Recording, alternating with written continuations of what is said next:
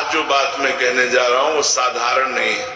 ये कोई सामान्य कथा, कोई डराने वाला प्रवचन या कोई मामूली टोटका नहीं है। ये वह गुप्त ज्ञान है जिसे हमारे शास्त्रों ने हमेशा के लिए संभाल कर रखा था, लेकिन समय बीतने के साथ वो बात आम लोगों तक पहुंच नहीं सकी। ये वह रहस्य है जो अगर सही समय पर समझ लिया जाए, सही मन से किया जाए, तो इंसान की किस्मत पलटने में एक पल भी नहीं लगता। हमारे सनातन धर्म में हर चीज, हर रिश्ता, हर अवस्था के पीछे गहरा अर्थ और अपार शक्ति छिपी हुई है, लेकिन पीढ़ी दर पीढ़ी कई बातें या तो भुला दी गई या गलत तरीके से समझाई गई। इसलिए आज जब आप ये सुन रहे हैं तो पूरे दिल से सुनिए, क्योंकि हो सकता है कि आज का यही ज्ञान आपकी तिजोरी का ताला खोल दे, आपके घर की बरकत लौटा दे और आपकी आने वाली पीढ़ियों तक धन, सुख और समृद्धि का प्रवाह छोड़ जाए। भक्तों, आज की बात एक विधवा स्त्री से जुड़ी है। समाज उसे दया की नजर से देखता है। कभी कभी लोग उसे अशुभ तक मान लेते हैं। किसी जगह उसे पूजा से दूर रखा जाता है।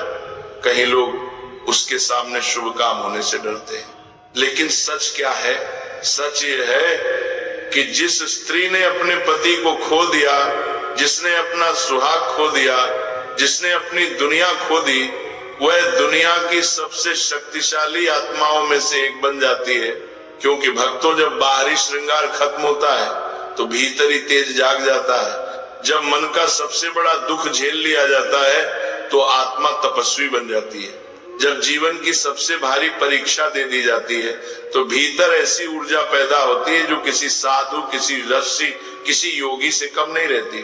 भक्तों, हम में से कई लोग लक्ष्मी को प्रसन्न करने के लिए सोना, चांदी, बड़े अनुष्ठान, महंगे दान, इन सब की तरफ दौड़ते हैं, लेकिन हम भूल जाते हैं ईश्वर दिखावे से नहीं, भावना से प्रसन्न होता ये है। माता लक्ष्मी सोने से नहीं, पवित्र मन और कर्म से आकर्षित होती है।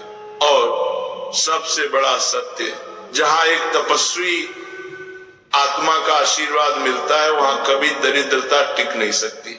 और एक विधवा स्त्री, वो तपस्वी नहीं, चलती फिरती तपस्या है। वह त्याग की मूर्ति है। वह दुख से शुद्ध हुई आत्मा है।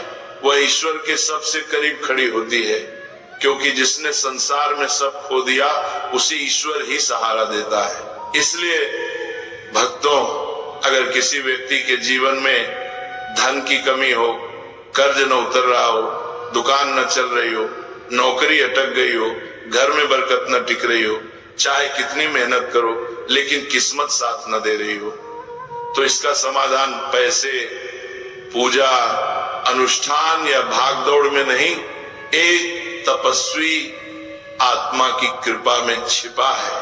अब प्रश्न उठता है, ऐसी स्त्री से क्या मांगना चाहिए? धन, कपड़े, खाना, उपहार? नहीं भक्तों, इनके बदले आपको बस क्षणिक चीजें मिलेंगी। 2 दिन फायदा होगा, फिर वही दशा लौट आएगी। वह चीज जो मांगनी है वो अदृश्य है, पर उसका असर पूरा जीवन बदल देता है। और यह सुनकर पहले पल में आप चौंकेंगे। आपको उस विधवा स्त्री के दुखों का एक छोटा सा अंश मांगना है। हाँ भक्तों, दुखों का अंश। यकीनन ये सुनते ही मन में सवाल उठता है, कोई दुख क्यों मांगे? लेकिन यही वह स्थान है जहाँ गुप्त आध्यात्मिक विज्ञान छिपा है। जो लोग सिर्फ पूजा, प्रसाद और मंत्रों को समझते हैं वे यह नहीं समझ पाते, पर जो कर्म और ऊर्जा का रहस्य समझते हैं उन्हें यही भाग्य का दरवाजा मिलता है। क्योंकि भक्तों, दुख मांगने का अर्थ ये नहीं कि वह स्त्री दुखी हो जाएगी। दुख मांगने का अर्थ ये है कि आप उसके बोझ को बांटने की अनुमति लेते हैं। और जब कोई इंसान किसी के दुखों को बांटने के लिए तैयार होता है तब उसके जीवन से दरिद्रता और कंगाली भाग जाती है। कर्म कहता है, जो दूसरों का दर्द बांटने को तैयार हो उसे ईश्वर खुशी बांध कर देता है। और जब विधवा स्त्री जो तपस्वी आत्मा होती है मन ही मन आशीर्वाद देती है, तो जिस घर में वह आशीर्वाद पहुंचता है वह घर कभी सूना नहीं रहता। न पैसा रुकता है, न सुख रुकता है, न बरकत रुकती है। भक्तों, आज आपने रहस्य का द्वार खोल दिया है, लेकिन ये अभी अधूरा है। भक्तों, अब हम उस सबसे गहरे आध्यात्मिक रहस्य पर पहुंच चुके हैं, जिसके कारण इंसान का भाग्य ऊपर भी उठता है और नीचे भी गिर जाता है। ये रहस्य इतना सूक्ष्म है कि आम इंसान की नजर में दिखाई नहीं देता, लेकिन जो इसे समझ लेता है उसके जीवन की पूरी दिशा बदल जाती है। यह बात कर्म, भाग्य और ब्रह्मांड के नियमों से जुड़ी है। आज मैं आपको वही समझाने जा रहा हूं, लेकिन बहुत सरल भाषा में, ताकि जो पढ़ा लिखा नहीं है जो वो भी पूरी तरह समझ सके। भक्तों, दुनिया में सुख और दुख यूं ही नहीं आते। हर इंसान इस जन्म में वही भोगता है जो उसने पहले जन्म और इस जन्म में किया है। जैसे बोया वैसा पाया, यही कर्म का नियम है। कोई अमीर क्यों पैदा होता है, कोई गरीब क्यों, कोई सुखी क्यों रहता है और कोई क्यों रोता है, इसकी जड़ इसी कर्म सिद्धांत में है। हर दुख, हर समस्या, हर गरीबी सब किसी न किसी पुराने कर्म का फल है। इसी तरह जो व्यक्ति बहुत खुश, सुरक्षित या समृद्ध रहता है, वह भी अपने पिछले शुभ कर्मों का फल भोग रहा होता है। अब भक्तों, सोचिए, जब किसी स्त्री का पति उसके जीवन से चला जाता है, जब उसका सुहाग छिन जाता है, जब उसका संसार बिखर जाता है, तो वह कैसा दुख होता है। यह दुख सामान्य इंसान की समझ से बाहर है। यह दुख इतना बड़ा होता है कि उसके पिछले जन्मों के बहुत से बुरे कर्म एक साथ जलकर राख हो जाते हैं। वह दुख जैसे आग बनकर उसकी आत्मा को तपाता है, और वह स्त्री उस आग से गुजरकर सोने जैसे शुद्ध दिल वाली बन आती है। उसे दुनिया शायद अभागी समझे, लेकिन आध्यात्मिक दृष्टि से वह सबसे अधिक पवित्र और शक्तिशाली आत्मा बन चुकी होती है। उसका हर आंसू तपस्या बन चुका होता है, उसका हर आह त्याग बन चुका होता है, उसका मौन ध्यान बन चुका होता है, उसका निस्वार्थ जीवन साधना बन चुका होता है।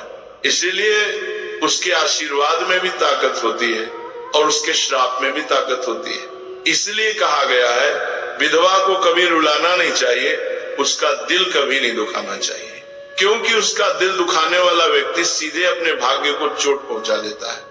अब भक्तों, मुख्य बात यहाँ से शुरू होती है उस विधवा स्त्री से दुख मांगने से। आपका भाग्य कैसे चमकता है?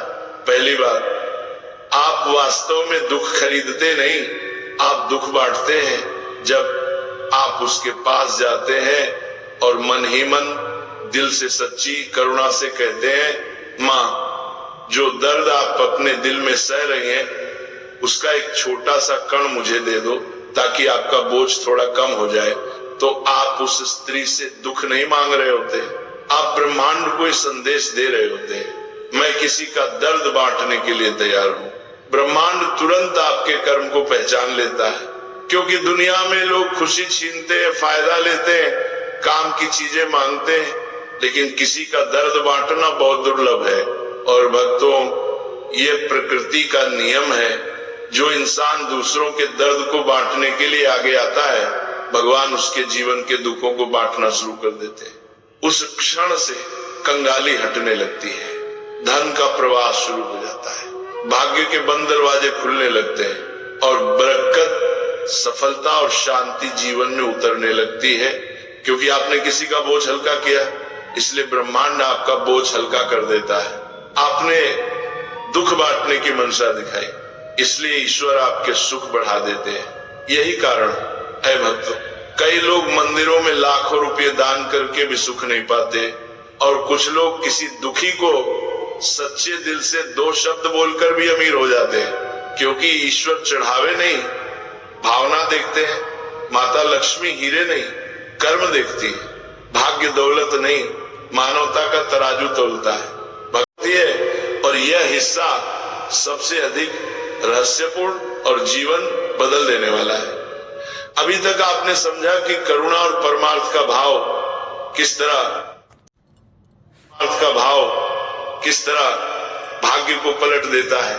लेकिन अब समझना यह है कि ये सब केवल भावना भर नहीं है, बल्कि ये ब्रह्मांड का एक अटूट नियम है।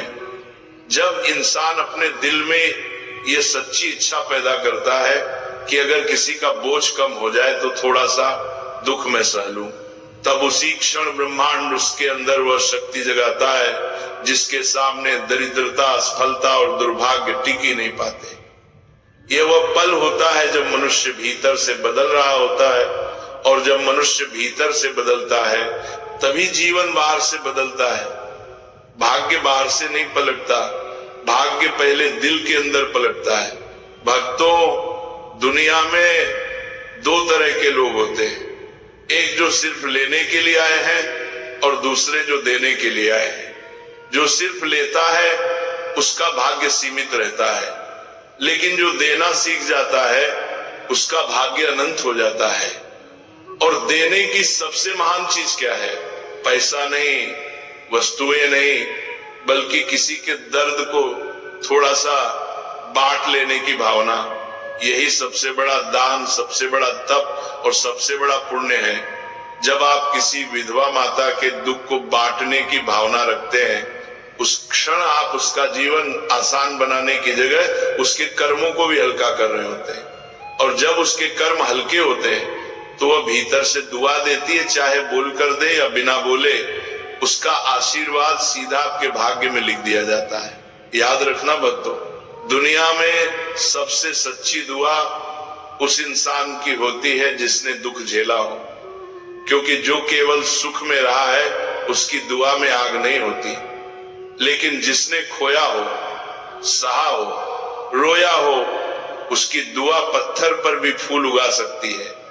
विधवा स्त्री के आंसू साधारण पानी नहीं होते, वे तपस्या की अग्नि में पवित्र हुए होते हैं। उसके दिल से निकलने वाली दुआ में वह शक्ति होती है जो इंसान के जीवन की सबसे बड़ी रुकावटें भी एक ही पल में दूर कर देती है।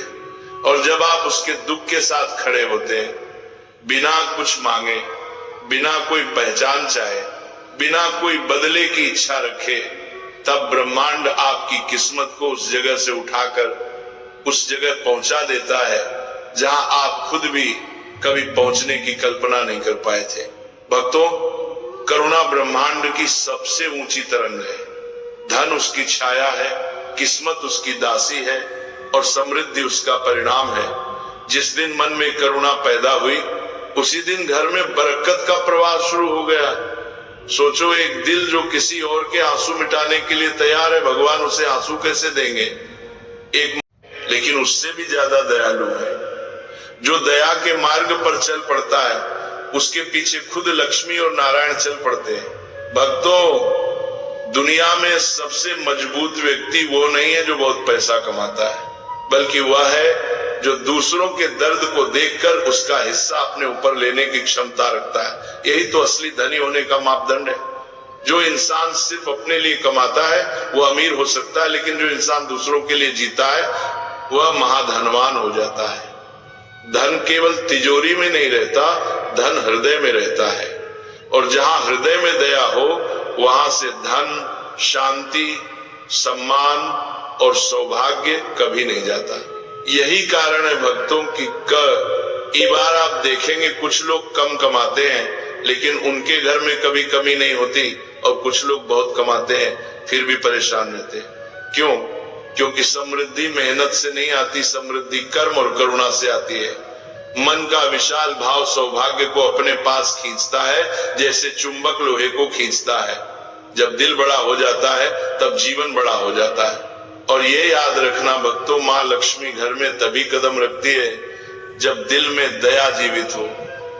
जहां दिल में करुणा नहीं, वहां पूजा, मंत्र, करोड़ों रुपए और महंगी भेंट भी कोई काम नहीं करती। लेकिन जहां दिल में करुणा हो, वहां एक चुटकी चावल, एक बूंद पानी और एक सच्चा भाव भी भाग्य को बदलने के लिए काफी होता है। यही कारण है कि किसी विधवा माता के दुख को बांटने की भावना सिर्फ आध्यात्मिक काम नहीं,